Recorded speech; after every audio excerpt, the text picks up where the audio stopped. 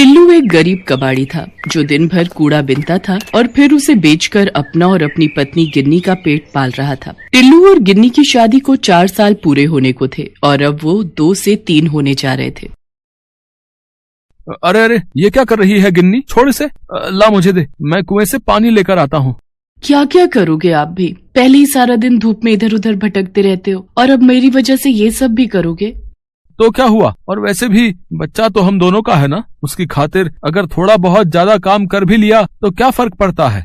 फर्क पड़ता है जी। अब मुझसे आपकी ये हालत और नहीं देखी जाती। मेरी मानो तो बच्चे के पैदा होने से पहले कहीं और रहने का इंतजाम कर लो। यहाँ बहुत परेशानी होती है, पानी लेने भी कितनी दूर जाना पड़ता है और तो और अपनी झोपड़ी के पास कितना घना जंगल है। दिन रात यही डर लगा रहता है कि कहीं कोई जंगली जानवर न धमक पड़े कभी। बोल तो तू ठीक रही है गिन्नी, लेकिन अपनी हालत भी तो तू जानती है ना। कबाड़ बेचकर जो पैसे मिलते हैं उससे खाने पीने का भी ठीक से जुगाड़ नहीं हो पाता। ऐसे में कहीं किराए पर कमरा कैसे लेंगे? माना कि यहाँ थोड़ी दिक्कतें हैं, लेकिन ये जगह जैसी भी है तो मुफ्त की ना। इतना कहकर टिल्लू कुएं की तरफ चल दिया। टिल्लू ने गिन्नी को तो समझा दिया, लेकिन वो खुद को नहीं समझा पा रहा था। ठीक ही तो कह रही है गिन्नी, ये जगह वाकई में रहने लायक बिल्कुल भी नहीं है। ये कुआं, इसमें भी बस नाम भर को ही पानी बचा है। हे भगवान, क्या क्या सपने देखे थे मैंने कि एक दिन चांद पर जाकर अपना घर बसाऊंगा, लेकिन यहाँ तो पृथ्वी पर ही ढंग का बसेरा नहीं मिल रहा। और अब तो मेरा बच्चा भी इस दुनिया में आने वाला है, क्या उसका नसीब भी मेरी तरह ही होगा? ये सब सोचकर टिल्लू की आंखों में आंसू आ गए और वो कुएं के पास ही अपना सिर पकड़कर बैठ गया। असल में टिल्लू की झोपड़ी जिस जगह पर थी वो शहर से काफी अलग था, जहाँ सुख सुविधा के नाम पर कुछ भी नहीं था। कुल मिलाकर टिल्लू और गिन्नी बड़ी मुश्किलों में जी रहे थे, लेकिन अब सवाल उनके आने वाले बच्चे का था, तो टिल्लू को कुछ तो करना ही था। नहीं, ऐसे तो काम नहीं चलेगा, लेकिन मैं करूँ भी तो क्या? हे भगवान, मुझे कोई रास्ता दिखाइए। टिल्लू हाथ जोड़कर भगवान से प्रार्थना कर ही रहा था कि तभी उसे किसी के दर्द से कराहने की आवाज सुनाई दी। टिल्लू उस आवाज की तरफ बढ़ा तो सामने एक बड़ा सा कूड़े का ढेर था, जिसे कुछ देर पहले ही शहर से आई हुई एक गाड़ी वहां डाल कर गई थी।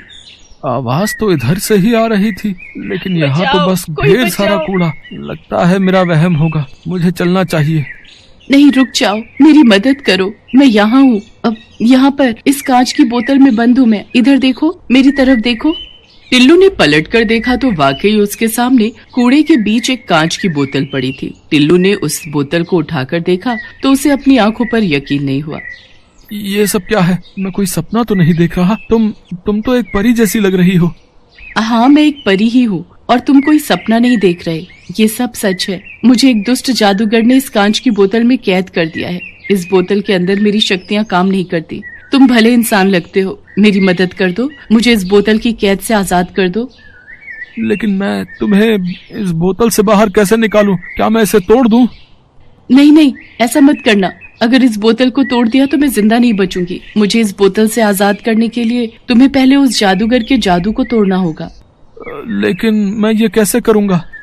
बहुत आसान है। बस तुम्हें इस बोतल को अपने हाथों में लेकर जोर से रगड़ना होगा और फिर इसका ढक्कन खोल देना। ऐसा करते ही मैं खुद ब खुद इस बोतल से बाहर आ जाऊंगी। क्या बस इतना ही? तो लो, ये तो मैं अभी कर देता हूँ। टिल्लू ने ठीक वैसा ही किया जैसा उस परी ने कहा। उसने पहले कांच की बोतल को अपने हाथों से रगड़ा और फिर उसका ढक्कन खोल दिया और इसके साथ ही वो परी उस बोतल से बाहर आ गई। तुम्हारा बहुत बहुत शुक्रिया। तुम नहीं जानते तुमने मुझ पर कितना बड़ा एहसान किया है। नहीं नहीं, ये तो बहुत आसान था। ये काम तो कोई भी कर सकता था। नहीं, हर कोई नहीं कर सकता था। उस दुष्ट जादूगर का जादू बस वही इंसान तोड़ सकता था जिसका दिल साफ हो, जिसने कभी किसी का बुरा न किया हो और जो अपने परिवार से बहुत प्यार करता हो। तुमने मुझे उस बोतल से आजाद करके ये साबित कर दिया कि तुम एक बहुत अच्छे इंसान हो और इसके लिए तुम्हें इनाम तो मिलना ही चाहिए। मांगो, तुम जो मांगोगे मैं तुम्हें दूंगी। कुछ भी मतलब मेरा मतलब है कि तुम मेरी कोई भी इच्छा पूरी कर सकती हो। हाँ, एक बार बोलकर तो देखो। तो फिर ठीक है, मैं चाहता हूँ कि मैं अपनी पत्नी और बच्चे के साथ एक आलीशान घर में रहूं, जहाँ हमें किसी भी चीज की कमी ना हो। हर काम मेरे सोचते ही हो जाए, जो भी चाहूँ वो झट से मेरे सामने आ जाए। और हाँ, एक बात और, मेरा ये आलीशान घर यहाँ पृथ्वी पर नहीं बल्कि वहाँ दूर उस चांद पर होना चाहिए। टिल्लू बिना सांस लिए बस बोलता गया और परी उसे सुनती रही। क्या कहा? चांद पर? क्या तुम सच में चांद पर रहना चाहते हो? एक बार फिर सोच लो। इसमें सोचना क्या है? पर तुमने मेरी बात पूरी तो सुनी ना।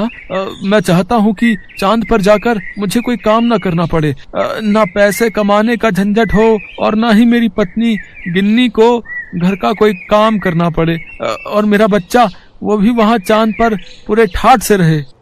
ठीक है, अगर तुम यही चाहते हो तो यही सही। इतना कहकर परी ने अपनी जादुई छड़ी हवा में घुमाई और इसके साथ ही टिल्लू और उसकी पत्नी सीधे चांद पर पहुंच गए। ये क्या हुआ? हे भगवान, ये मैं कहाँ आ गई? शुक्र है कि आप भी यहीं पर हो। पर आप तो पानी लेने गए थे ना, कहाँ है पानी का घड़ा? अरे कहाँ छोड़ा है उसे? अरे छोड़ उस मिट्टी के घड़े को गिन्नी, जरा अपने आसपास देख, तुझे ये जगह कुछ अलग नहीं लग रही? हाँ, लग तो रही है। अरे इतनी जल्दी रात कैसे हो गई? और ये जमीन, ये इतनी क्यों चमक रही है? सुनो जी, मुझे तो बड़ा डर लग रहा है। आपको पता है, मैं तो भगवान का ध्यान कर रही थी। जब आँख खुली तो यहाँ पर आपके साथ खड़ी थी। आप बताओ ना, ये कौन सी जगह है? हम यहाँ पर आए कैसे? और ये सामने जो इतना बड़ा महल है, ये किसका है?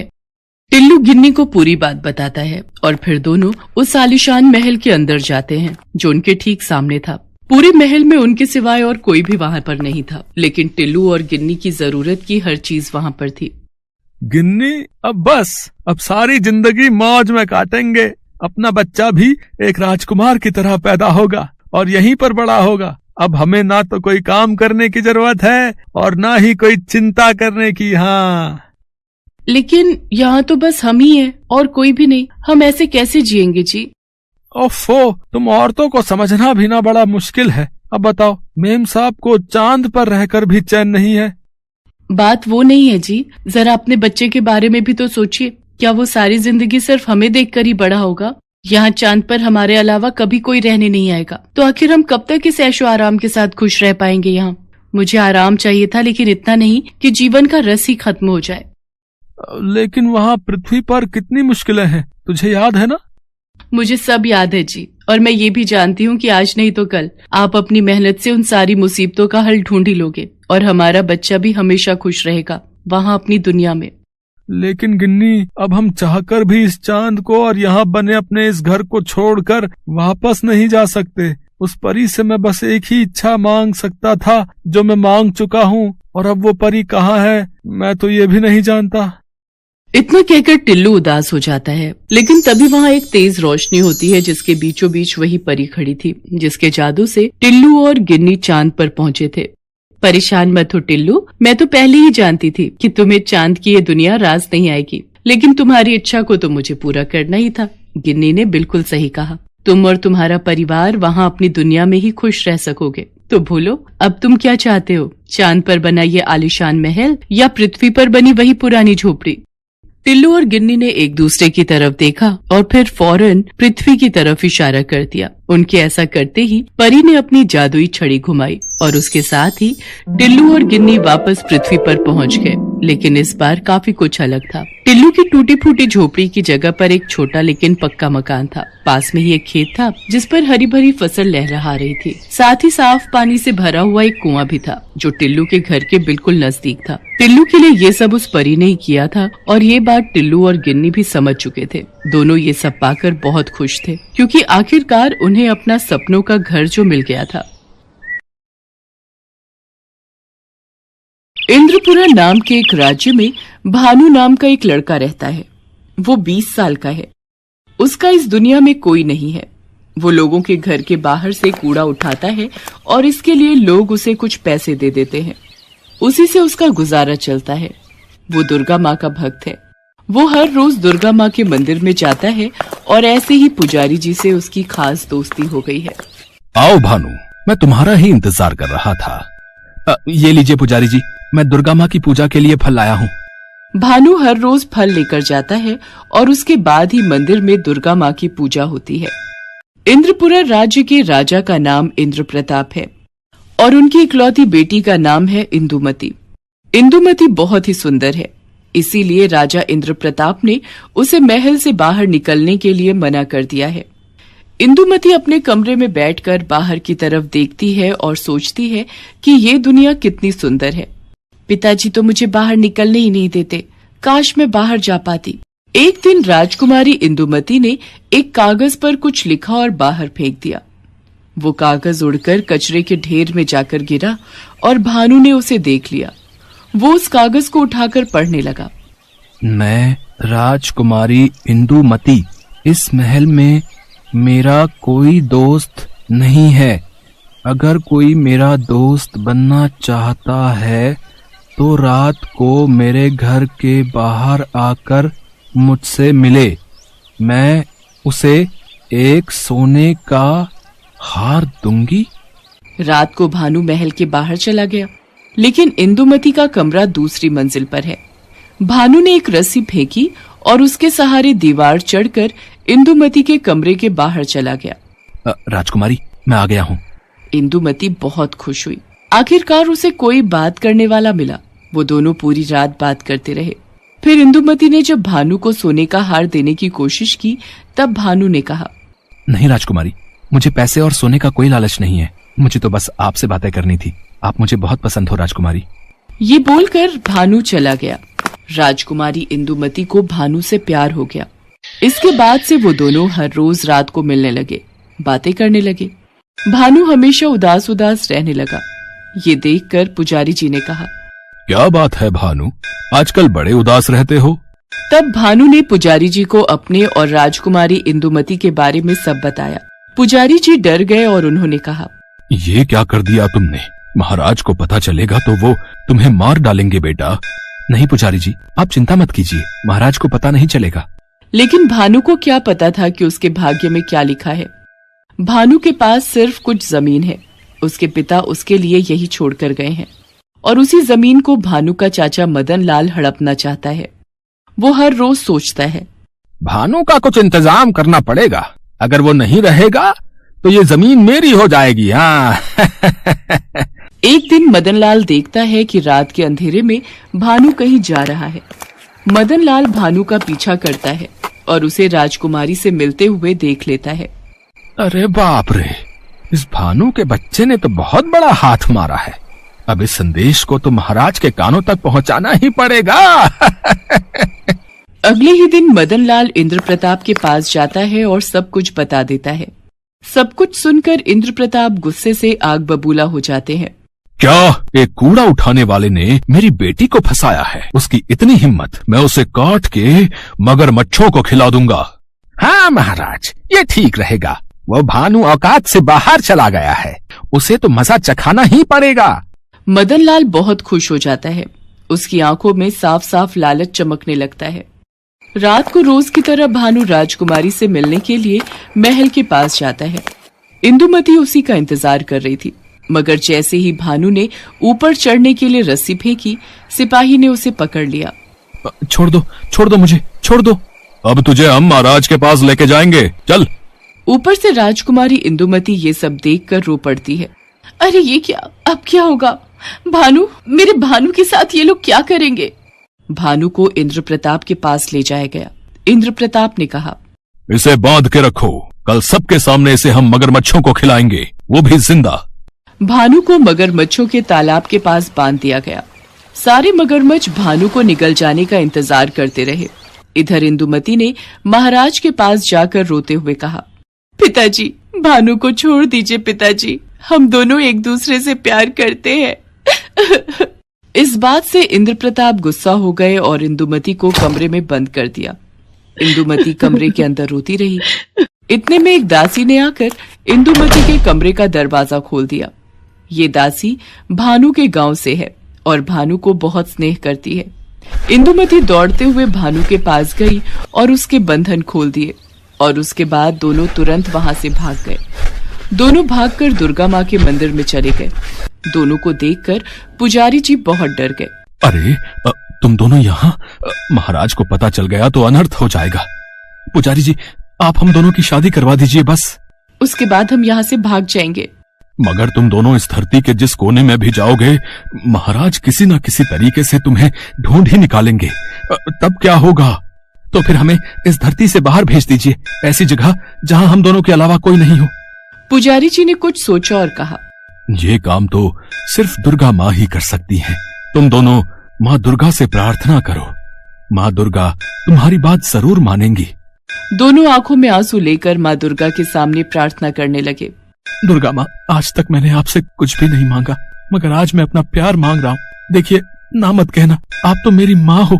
दुर्गा माँ, अगर मेरे पिताजी को खबर लग गई कि हम यहाँ हैं, तो वो हम दोनों को मार डालेंगे। आप हमें कहीं और भेज दीजिए माँ, हमें कहीं और भेज दीजिए। दोनों का रोना धोना देखकर दुर्गा माँ और नहीं रह पाई। उन्होंने मूर्ति से बाहर निकलकर कहा, मुझे पता है कि तुम दोनों एक दूसरे से प्यार करते हो। तुम्हारा प्यार पवित्र है, इसीलिए मैं तुम दोनों को चांद पर भेज रही हूँ। जाओ, वहाँ आराम से जिंदगी बिताओ। दुर्गा माँ ने अपने हाथों से एक चमत्कारी रोशनी निकाली और उन दोनों के सामने एक चंद्रयान प्रकट हो गया। वो दोनों उस चंद्रयान की मदद से चांद पर पहुंच गए। चांद की मिट्टी पर पैर रखते ही भानुमति ने इंदुमति की मांग में सिंदूर भर दिया।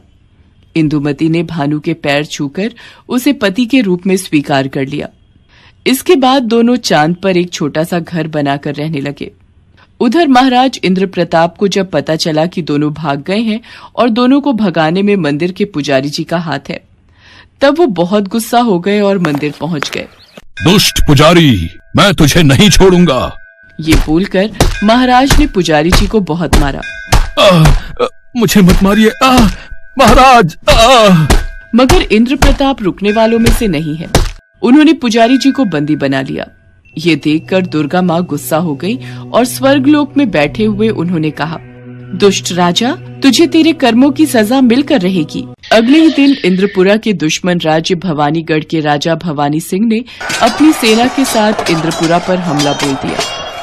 इंद्रप्रताप ये लड़ाई हार गए और भवानी सिंह ने उन्हें उन्हीं के कमरे में बंदी बनाकर रखा। इसके बाद बरसों बीत गए, मगर इंद्रप्रताप वो हार सह नहीं पाए। उनकी तबीयत बिगड़ने लगी। वो अपने मन में कहते हैं, आज मेरा कोई वारिस नहीं है, नहीं तो ऐसी हालत नहीं होती मेरी। तभी वहाँ पर पुजारी जी प्रकट हुए।